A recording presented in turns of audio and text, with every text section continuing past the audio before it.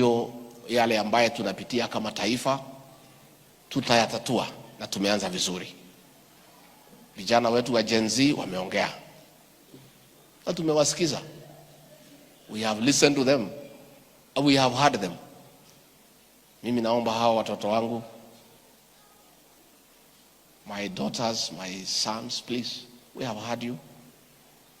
Mumeongea vizuri, mumesikika, yale yote mnataka imeeleweka.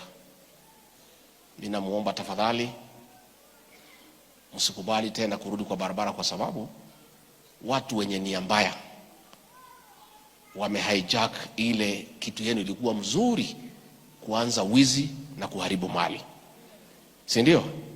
Na hii mali tumetafuta siku mingi, tumejenga Kenya yetu hii, Nairobi tumejenga, na kwa hivyo wahalifu wameingilia hiyo maneno ya Gen Z wakiitana wanakuja kuharibu mali, na inabidi wakabiliano nao na kuwe na uharibifu wa mali na maafa na mambo zingine ambaye hazifai. Kwa hivyo mimi naomba vijana wetu, rais amemsikiza, serikali imemsikiza, sisi sote tumesikia, na tumeanza kurekebisha na kuzungumza.